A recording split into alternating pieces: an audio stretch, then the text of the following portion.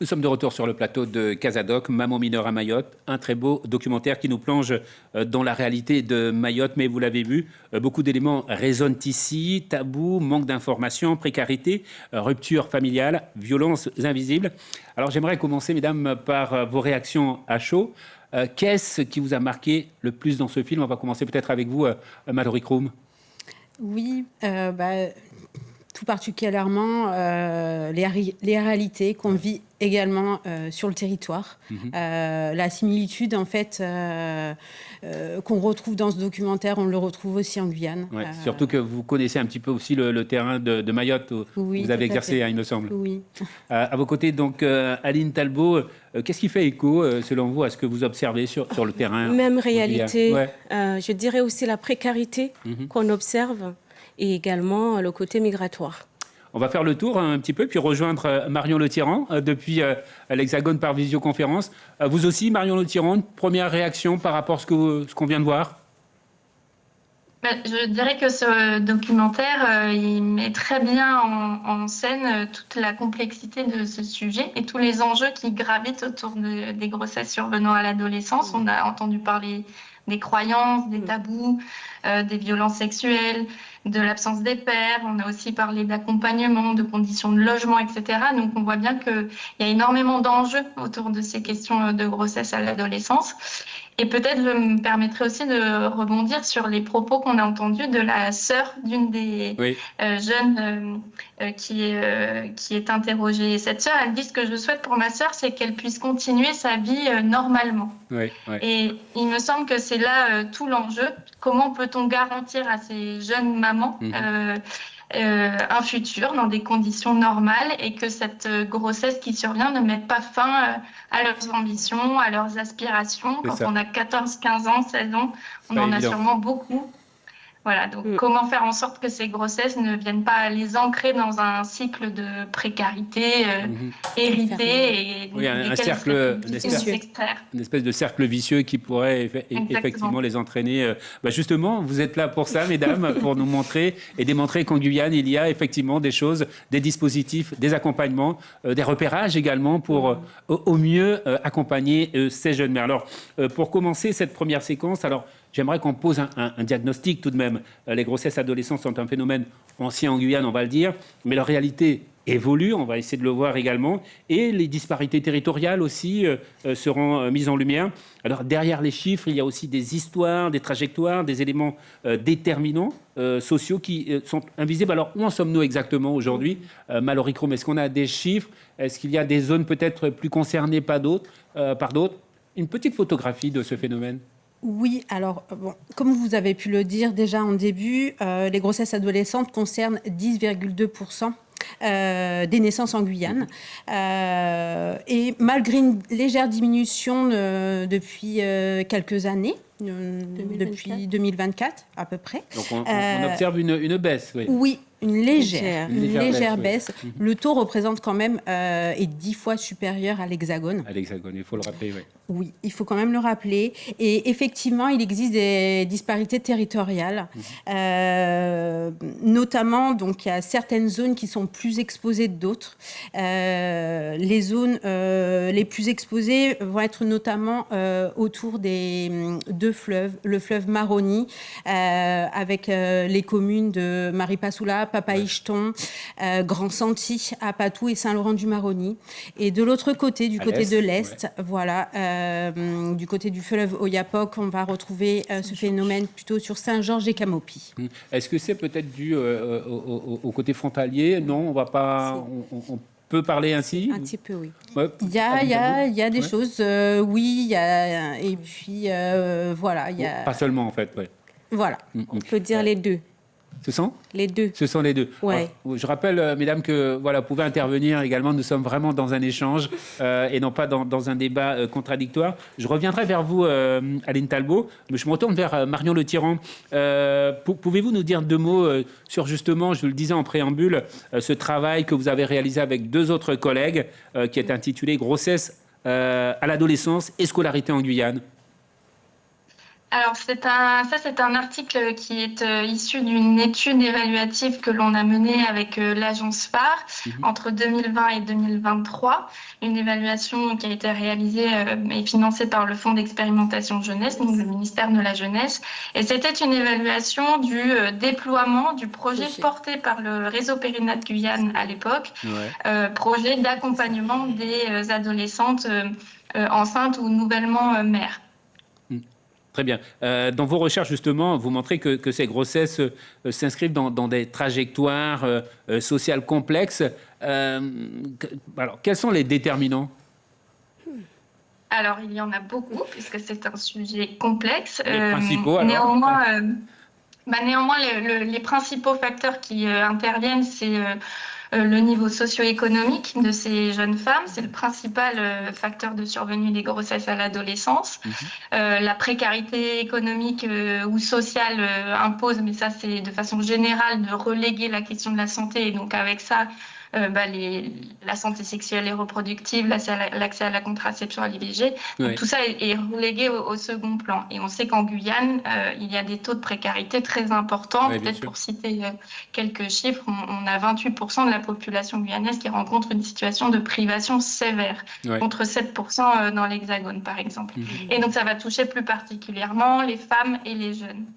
Donc ça, c'est le principal déterminant. On peut aussi évoquer le niveau scolaire et la situation par rapport à l'emploi, puisqu'il y a des études qui montrent bien que les femmes qui ont été scolarisées jusqu'au lycée et qui travaillent ont leurs enfants, leurs premiers enfants plus tard que celles qui se sont arrêtées avant et qui ne travaillent pas. Donc, le rapport à la scolarité, à la formation ou au projet professionnel va aussi jouer dans la décision de poursuivre ou d'interrompre une grossesse lorsqu'elle survient. Alors puis après, il y a d'autres facteurs.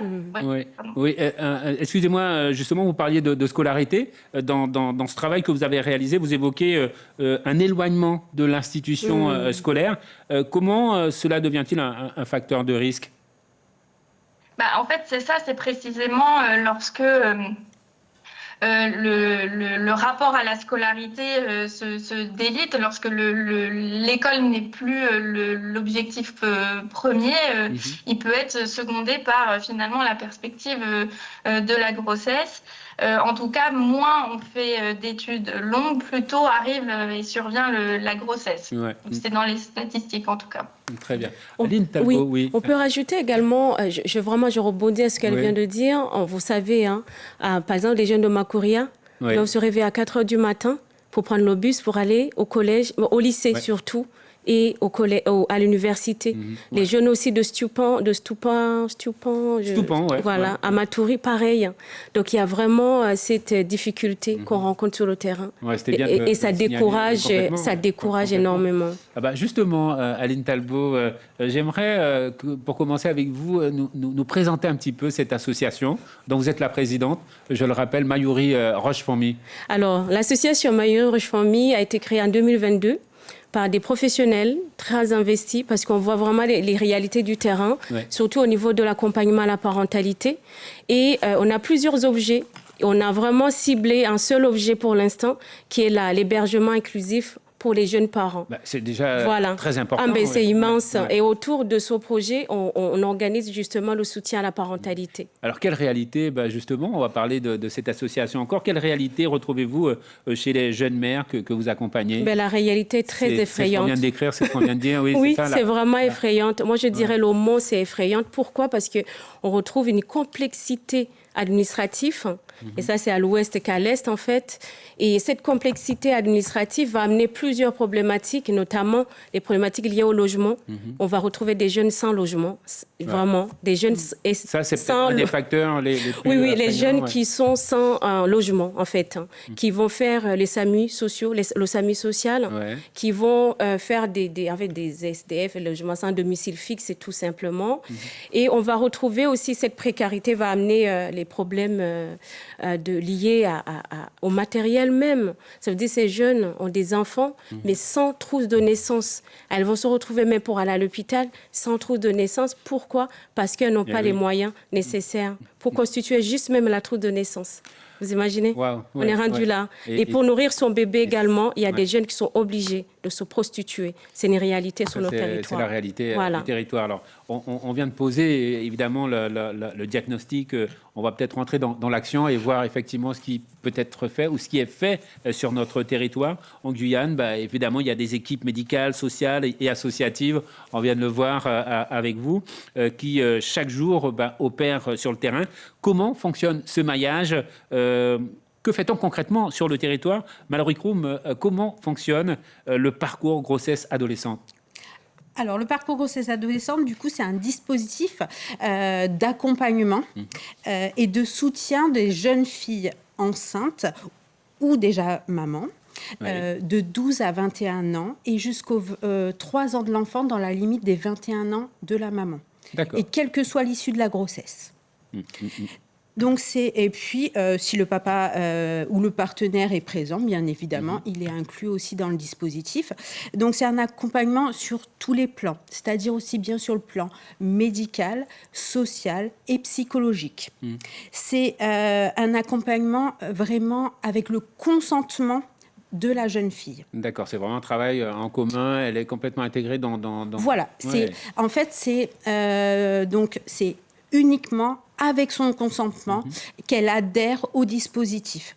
Comment ça se passe? En fait, toute personne qui a connaissance d'une jeune fille enceinte de 12 à 21 ans peut adresser une orientation, ce qu'on appelle une fiche d'orientation, aux référentes. On a à l'heure actuelle... vous demander comment ces jeunes filles savent, comment elles peuvent... Alors, soit par un professionnel, soit à force de connaissances et puis le fait que on fasse des promotions événementielles du dispositif, elles peuvent connaître les coordonnées et puis autrement aller sur Internet. Vous pensez effectivement que l'information circule au jour d'aujourd'hui? Est-ce que effectivement ce public concerné sait comment faire? Vous le touchez du doigt? Alors, on essaye de faire circuler l'information, notamment dans les écoles, par l'intermédiaire de forums, de villages chantés, permanence au niveau des sages-femmes. Des campagnes de sensibilisation, c'est ça? Des campagnes de sensibilisation. Bien évidemment, le territoire est tellement vaste. Bien sûr, on essaye de toucher le plus possible les jeunes et on essaye de le plus possible les informer. Voilà. Et c'est vrai qu'il y a 3 référentes à l'heure actuelle sur le dispositif. Donc, une pour le territoire de la CACL, une pour le territoire des Savanes qui fait aussi le territoire de l'Est. Et une pour le territoire de l'Ouest. Et c'est vrai qu'elle-même essaye de promouvoir le dispositif de plus en plus. Alors on reste avec les acteurs du terrain. Aline Talbot, comment accompagnez-vous concrètement les jeunes mères accueillies au sein de Mayuri Roche-Fourmi? Alors, l'accompagnement, elle est simple parce que nous, comme je viens de vous dire, c'est offrir un logement stable. Déjà, à ces jeunes qui sont sans domicile fixe, si on leur donne un logement stable ou c'est équipé, c'est déjà énormément. Là, j'ai une citation qui dit « Un logement n'est pas seulement un toit, mais c'est un support éducatif, un espace de reconstruction et de réassurance pour le parent et pour son enfant. Voilà ce qu'on offre au départ. Et après, il y a quand même un aspect communautaire. Donc, je dis aux filles, vous êtes toutes dans la même galère. Donc, j'ai besoin d'une certaine sororité, solidarité. Donc, elles font un repas communautaire, elles mangent ensemble, elles sortent ensemble, elles font des activités ensemble. Et sincèrement, ce sont des valeurs que j'essaie d'inculquer à ces filles. Est-ce qu'on peut dire que ça rentre dans le cadre de l'accompagnement psychosocial? Ça fait partie du... Oui. Pour moi, j'essaie d'innover aussi, au niveau social. Ça, après, c'est mon côté un peu, je dirais, j'aime bien innover. Mon social, c'est mon domaine. Donc, rajouter quelque chose qui sort de l'ordinaire. Parce qu'aujourd'hui, on le sait, vous allez nous poser la question à la fin, je pense, il manque énormément de dispositifs. On va vous entendre, oui, là-dessus. Donc, on est obligé d'innover. On voit ce qui est fait. Voilà, donc du coup, l'approche psychosociale, c'est l'articulation simple, un accompagnement émotionnel quand même, par une psychologue psychopraticien qui est bénévole au sein de l'association. Oui. On a une bénévole. Voilà. Pluridisciplinaire. Ouais. Exactement. Ouais. Et plus quand même des associations. Là, les jeunes sont... Là, le dispositif est à Makuria. Ouais. Et j'ai vraiment la chance de travailler aussi à Makuria, au centre social. Donc, je suis la directrice du centre social de Makuria. Donc, du coup, les jeunes sont invités à venir participer aux actions organisées par le centre social de Makuria. Donc, voilà. Quelles sont les difficultés, peut-être que, avant de retrouver Marion Le Tyran, les difficultés que vous rencontrez sur le terrain, quelles peuvent être ces difficultés ? Alors, les difficultés, je ne dirais pas nous, parce qu'aujourd'hui, je peux lancer aussi un appel de cœur, parce que nous, c'est vraiment une association. Oui, moi, je suis bénévole, je suis bénévole à 100%. Donc, j'ai eu je trouve, c'est pas même la chance d'avoir la SEMSAMA qui accepte de signer une convention avec nous. Il y a Belter aussi qui a signé une convention pour les jeunes qui peuvent signer un bail. Donc, vous allez agrandir l'offre. Voilà, donc s'il y a des personnes qui nous écoutent, qui ont des moyens, moi je crois vraiment au partage des moyens dans un pays. Vous voyez, ceux qui sont riches, il faut donner aux pauvres. C'est ce que nous faisons, nous, en tant que travailleurs sociaux, de venir tout simplement nous voir pour investir, aménager un logement pour une colocation. C'est une cause. C'est une cause. Moi, je lance un cri de cœur. Gardez un petit peu pour la fin, parce qu'effectivement, ce sera peut-être à ce moment-là qu'il va falloir encore pousser ce cri. Marion Le Tyran, je reviens vers vous. Vos travaux montrent que l'information, par exemple, en santé sexuelle existe, mais elle n'atteint pas toujours les adolescentes. Alors, qu'est-ce qui bloque à ce niveau ? Je pense que, en tout cas, l'enjeu, c'est de pouvoir communiquer partout où se trouvent et dans tous les lieux que vont fréquenter ces jeunes. Donc, cette information en santé sexuelle, elle n'aura d'efficacité que si elle s'adresse à la fois à l'institut scolaire, à la fois au niveau des lieux de vie. C'est déjà fait. Il y a des actions d'aller vers en santé qui se font dans les quartiers, mais c'est rendu compliqué par les distances en Guyane, par l'informalité aussi de beaucoup de secteurs d'habitat.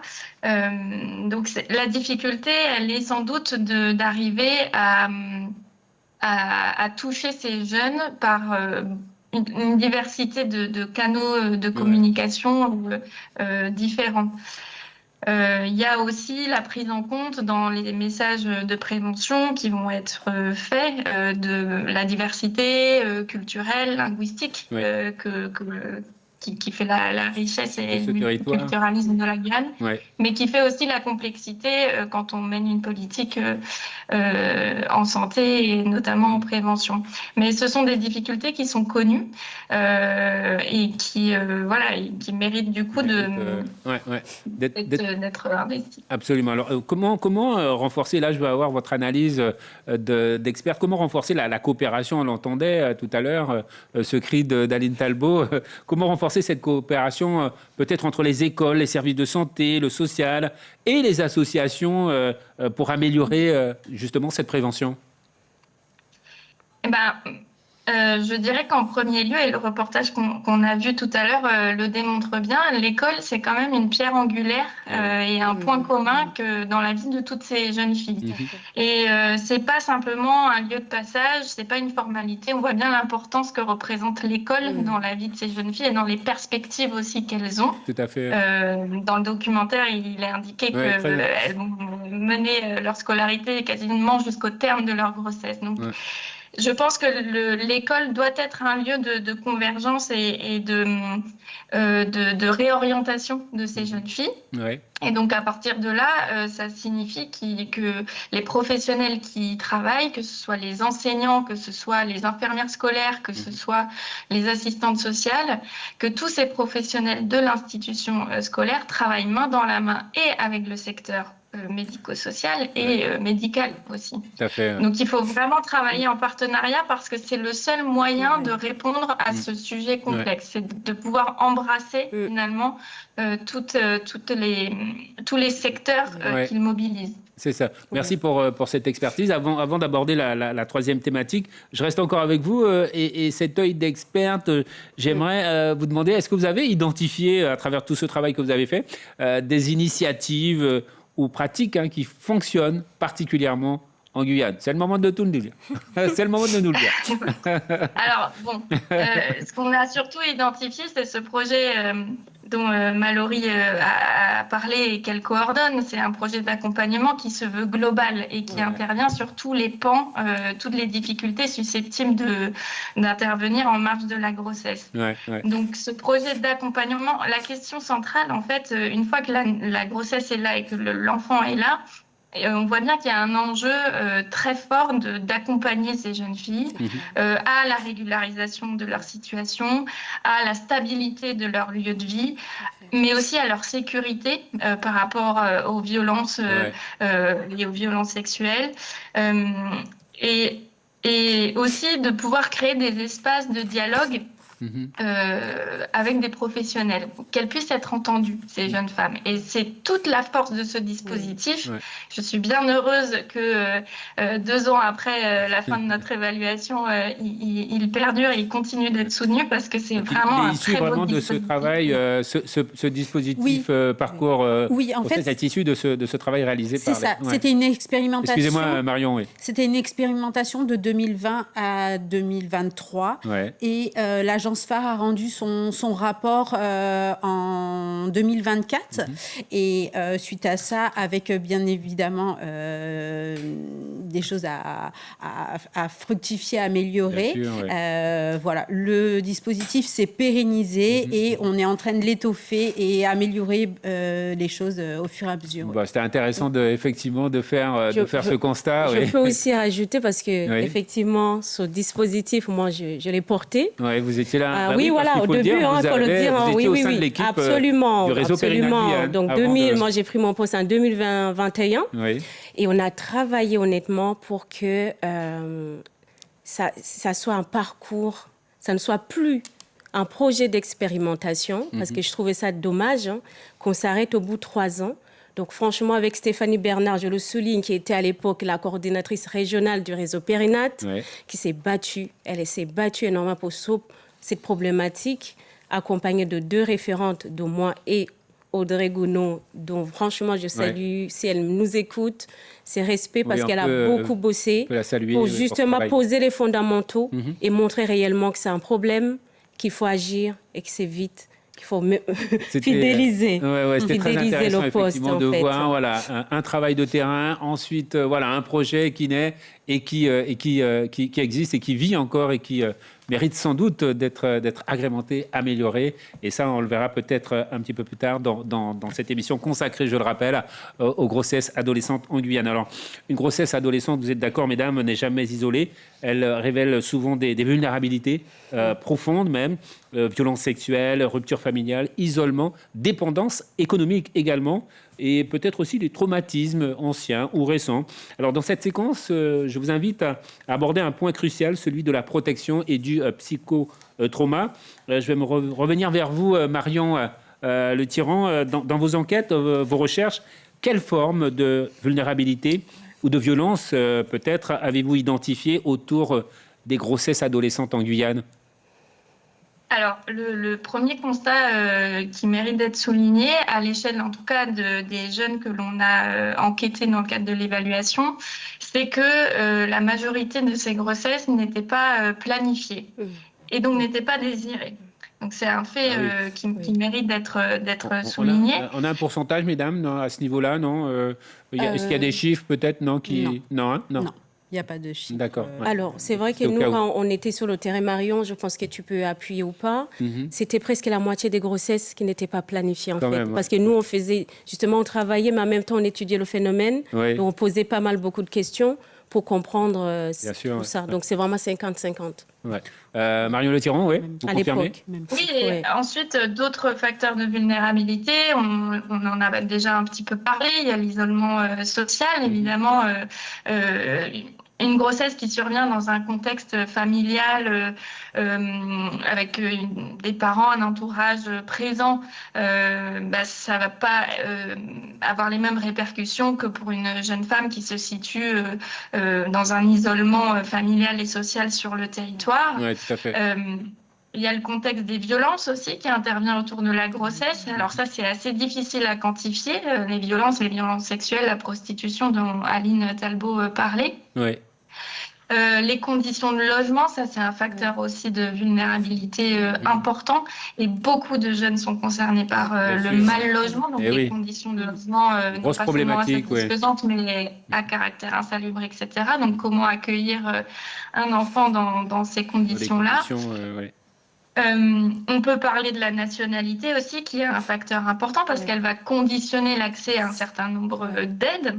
La nationalité française, le titre de séjour, et tout ça va conditionner un certain nombre de demandes d'allocations qui vont sécuriser et conforter la situation de la maman et de l'enfant. Et du point de vue, on peut parler aussi de... Pardon, je finis, de l'âge qui peut être considéré comme un facteur de vulnérabilité, mais qui va se cumuler au reste.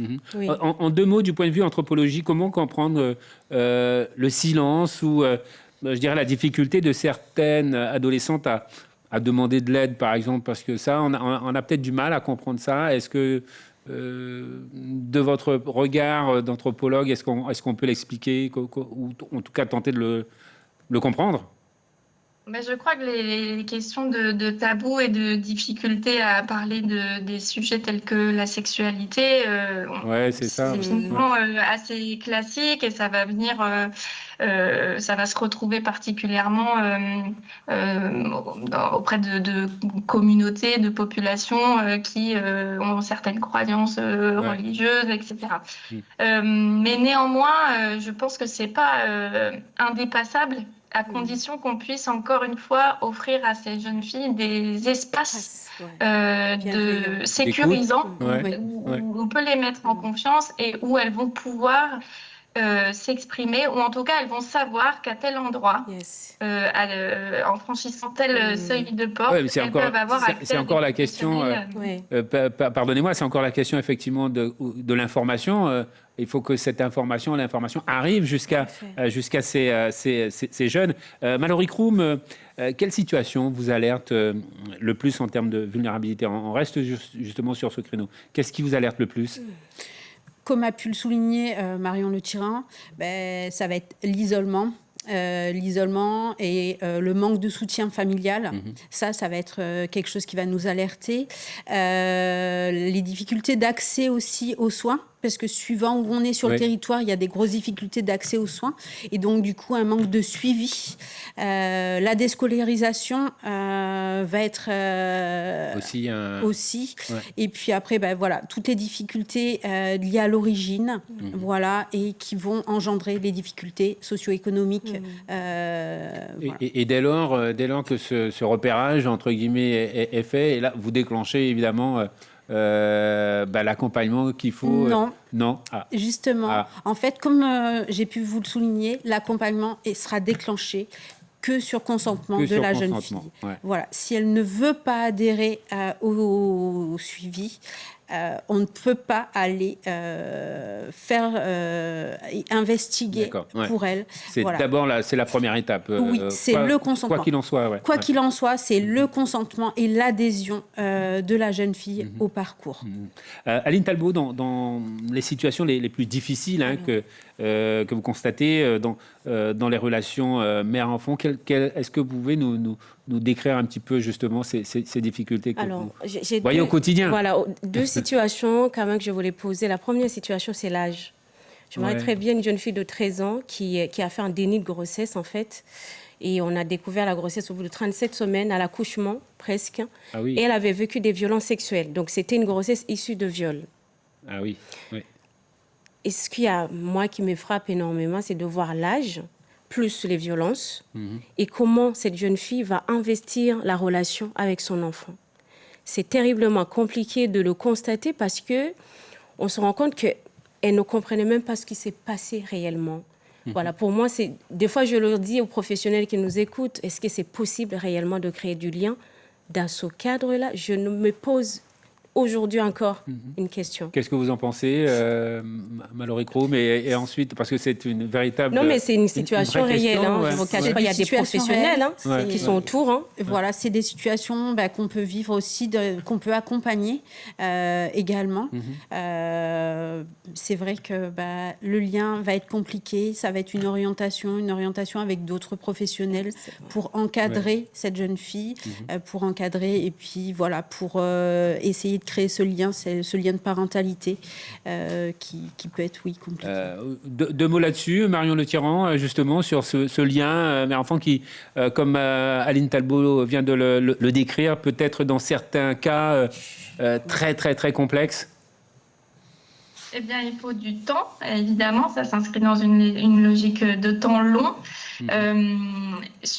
Et prendre ce temps, c'est permettre aussi à ces jeunes femmes de ne pas porter la seule responsabilité de la survenue de ces grossesses qui n'ont pas été désirées. Donc, c'est les rassurer, c'est les accompagner dans cet exercice de la parentalité. Et puis, peut-être aussi...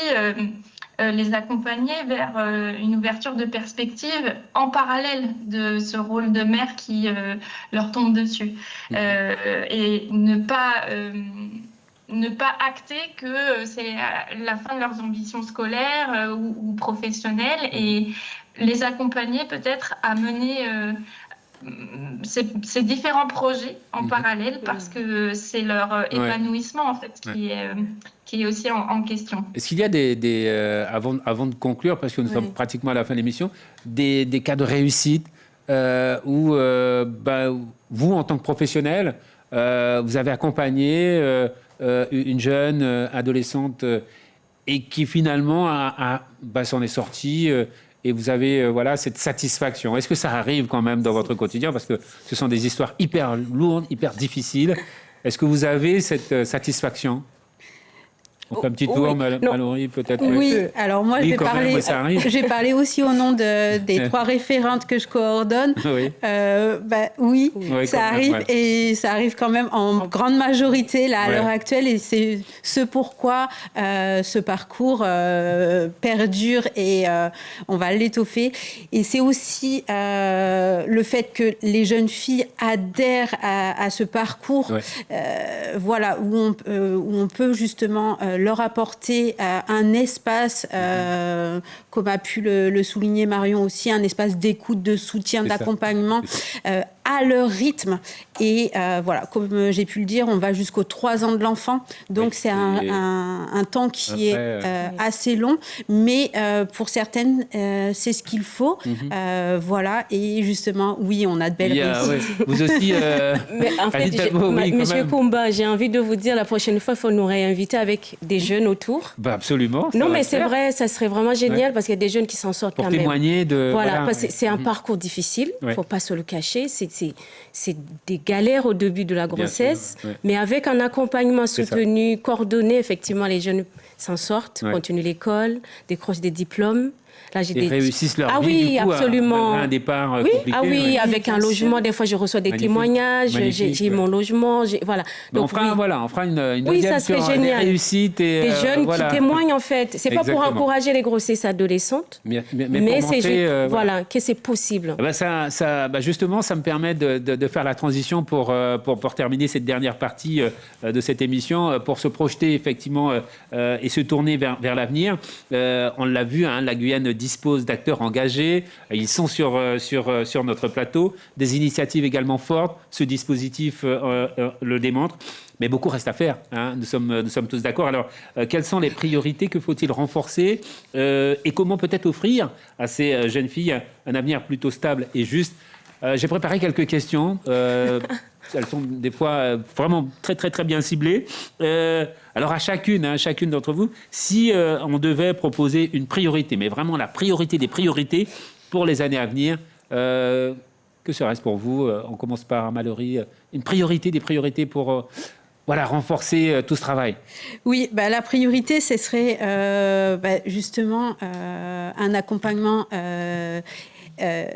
effectif, mais surtout pour l'intégralité du territoire, parce qu'il y a encore des zones qu'on a du mal à toucher, parce que c'est des zones tellement éloignées, et puis offrir aussi des structures d'accompagnement, des structures d'accueil, voilà, et notamment, Donc, il y a encore pas mal de choses à faire. Oui. Aline Talbot, quel message...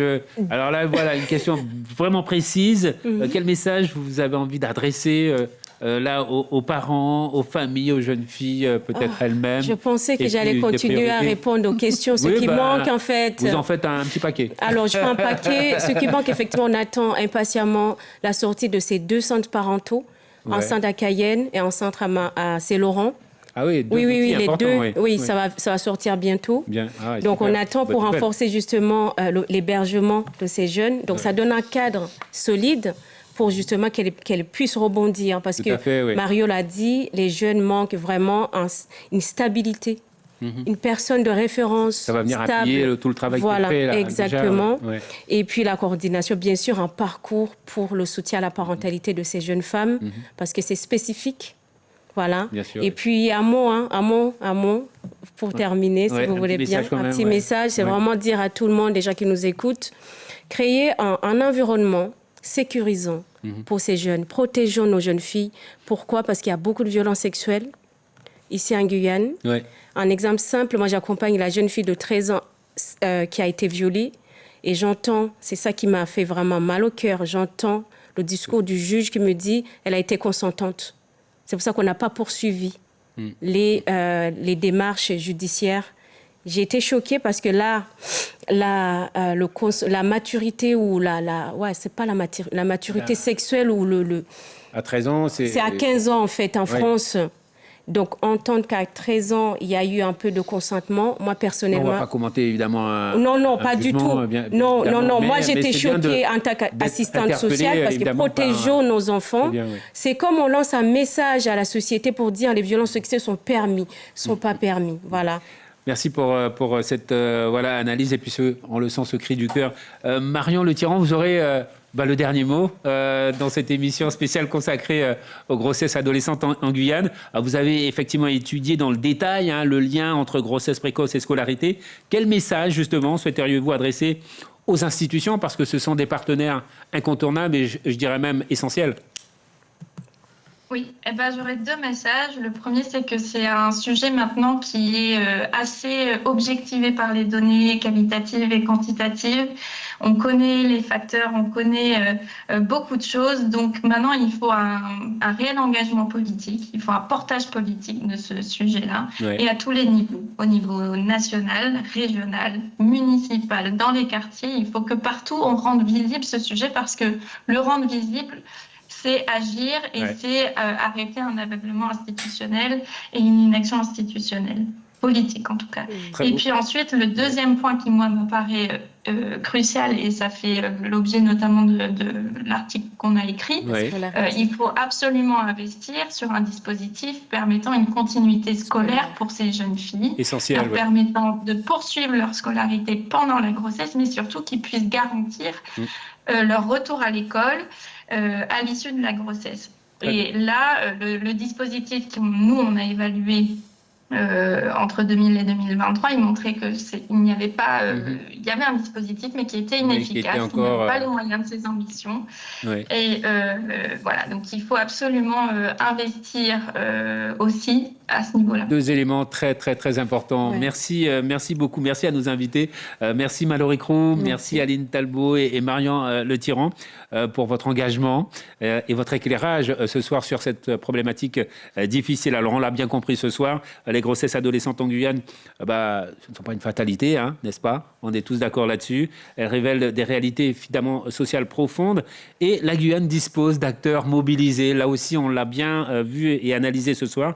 Mais pour réduire ce phénomène, il faudra renforcer la prévention, par exemple, soutenir la scolarité, on vient de le dire avec Marion Le Tyran, et puis améliorer la coordination aussi. Je pense que c'est un élément important. Et surtout, écouter, n'est-ce pas? Écouter les jeunes filles. Merci à nos invités, merci de nous avoir suivis. Excellente soirée sur Guyane la Première. Merci, bonsoir et à la semaine prochaine. Merci mesdames. Merci Marion.